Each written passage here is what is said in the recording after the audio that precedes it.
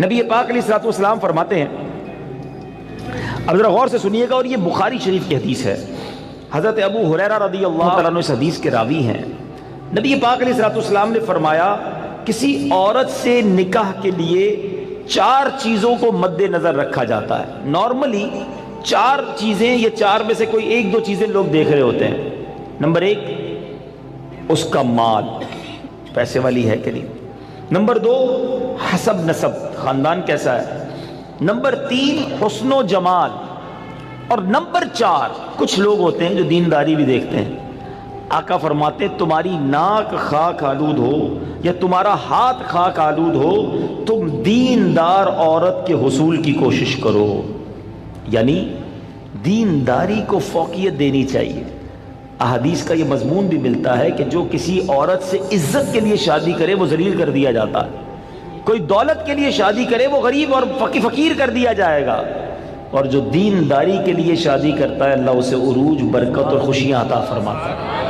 تو most priority, پہلی ترجیح کیا ہونی چاہیے؟ یہ ہے تھوڑا سا مشکل، اصل میں یہ باتیں جو ہے نا نوجوانوں کو سمجھ نہیں آتی۔ جو شادی شدہ ہے نا، یہ شکل و صورت جو ہے نا، یہ اس کی اہمیت بعد میں بہت تھوڑی رہ جاتی ہے۔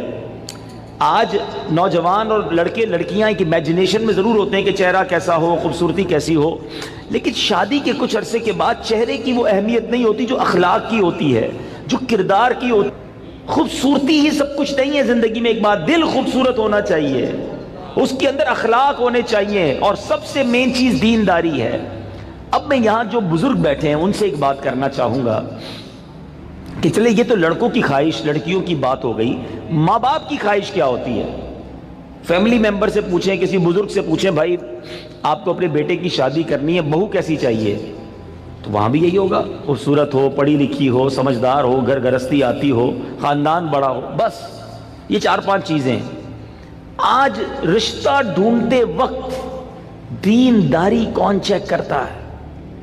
آپ نے کبھی یہ سوچا؟ اب میں ایک بڑی عجیب بات کرنے جا رہا ہوں، علماء نے کتابوں میں یہ بات لکھی ہے کہ علماء فرماتے ہیں کہ اس نوجوان پر اپنی ہونے والی اولاد کا حق ہے جس کی ابھی شادی نہیں ہوئی۔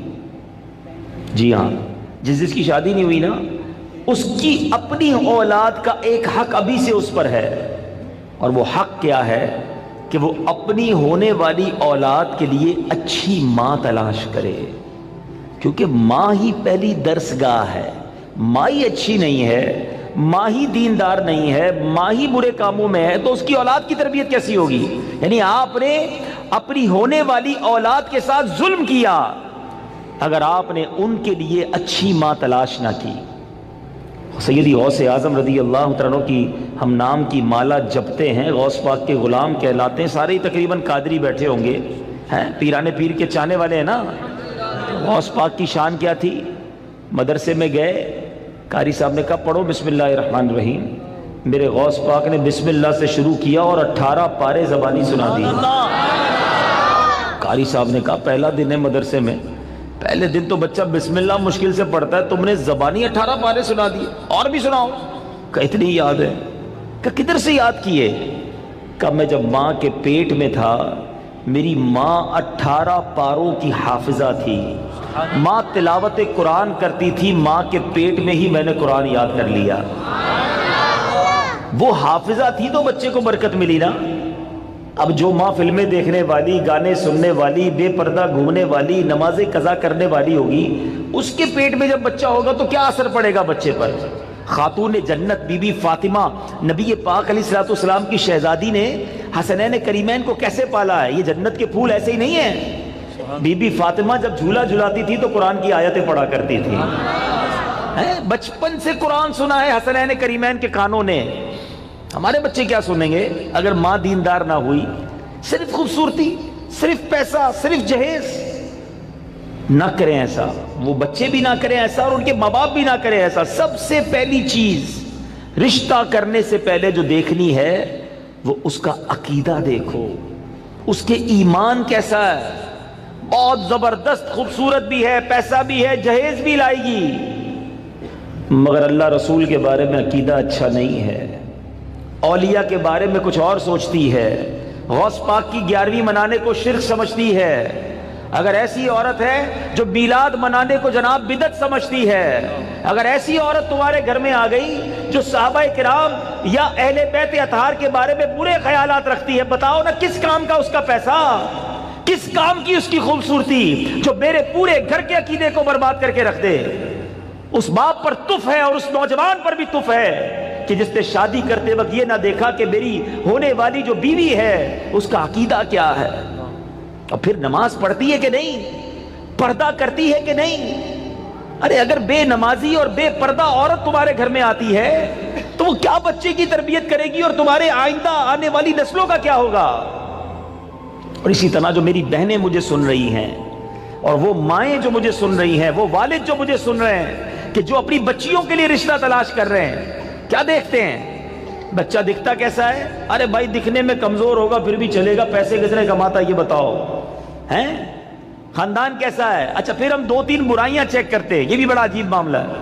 کیا چیک کرتے ہیں؟ شراب تو نہیں پیتا، جوا تو نہیں کھیلتا، نشہ تو نہیں کرتا، بس یہ 2-3 برائیاں ہی چیک کرنی ہے۔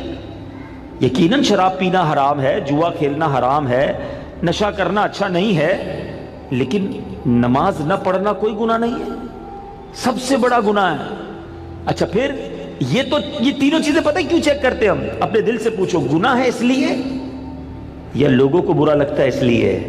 خاندان کا نام خراب ہو جائے گا نا، کسی نشئی کو داماد بنا لیا، کسی شرابی کو داماد بنا لیا، اپنی بیٹی کسی جواری کے ہاتھ میں دے دی، لوگ کیا کہیں گے؟ اس لیے اللہ ناراض ہوگا اس کی فکر نہیں۔ اگر اس کی فکر ہوتی تو پہلے یہ چیک کرتے اس کا عقیدہ کیا ہے۔ ایسا بھی ہوا ہے، ہم نے دیکھا ہے کہ اپنے باپ نے اپنی بیٹی کو پردہ کرایا ساری زندگی، اولیاء کرام صحابہ کی محبت گھر میں تھی، اور ایسی جگہ بیٹی بیاہ دی کہ شادی ہونے کے بعد سسرال والوں نے کہا کہ پردہ ختم کرو، ہمیں پردہ اچھا نہیں لگتا، اور خبردار آئندہ اولیاء کرام کا نام لیا۔ اب باپ سر پکڑ کے روتا ہے، پتہ نہیں اپنی بیٹی کدھر دے دی۔ اب خیال آیا تمہیں، پہلے نہیں سوچنا تھا؟ رشتے میں سب سے پہلے عقیدہ ہے۔